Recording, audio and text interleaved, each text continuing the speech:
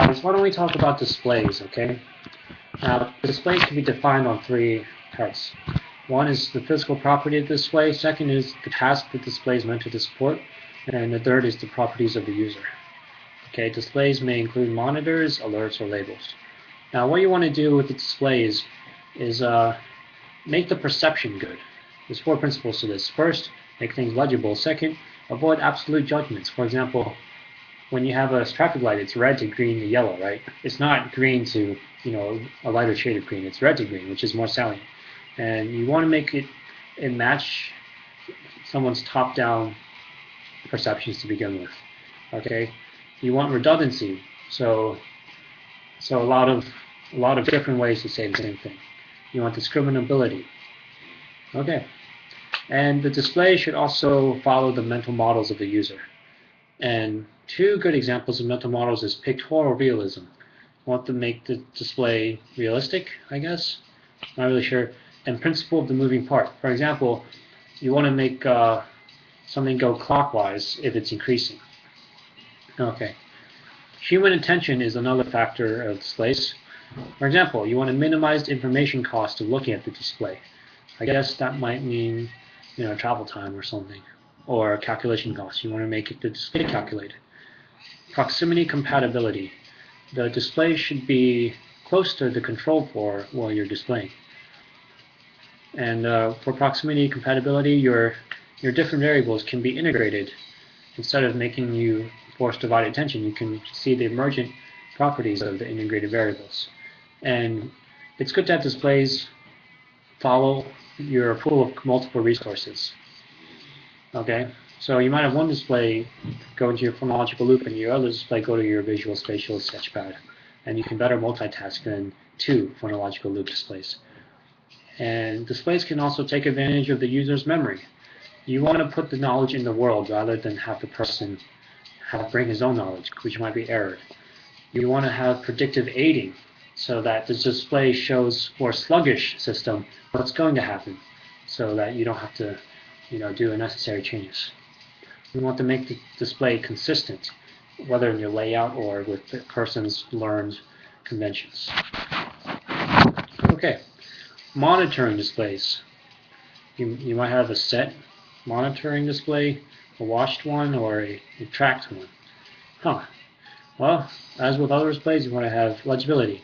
There's a second consideration. Do you want the monitor to be analog or digital? If you're going for precision, do digital. If you're going for motion, do analog. Because I guess that fits the principle of the moving part. And analog form and direction. Should it be circular or linear? Should the pointer be moving or the display should be moving? It should adhere to the principle of the moving part to a degree. I would guess it probably depends on what kind of data you're measuring. And prediction. Predictive power is good. Now, you might have a HUD display, HUD, which means, what does it mean again, actually? It means head-up display, and that's actually on the windshield. And what's good about that is you can simultaneously see the close and the far domains. Okay, when it's conformal to real life, you can see data that you wouldn't necessarily be able to see.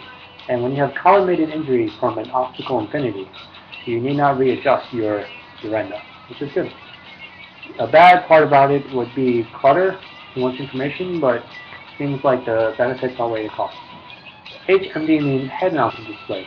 That minimizing the information costs even more because it's right there. Now, if it's monocular, you might actually have binocular rivalry where you don't actually see what you're supposed to do in one domain or the next. Or an augmented reality might be sluggish, and that will cause you to move your head unnaturally, which is bad. If the data is sluggish, what you want is faster and simple rather than slow and complex. Okay? Because slow and complex is going to give you motion sickness. Now, when you have multiple displays, what you should do is you should cluster related things together.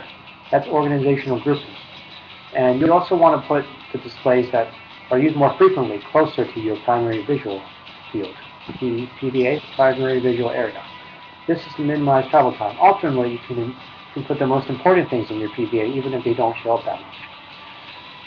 Multiple displays should be consistent differently laid out if it's a phase-dependent thing. For example, you might have two phases, but you should put the emergency button in the same place. Alright, for configurable displays, they integrate data into emergent properties, which you can see.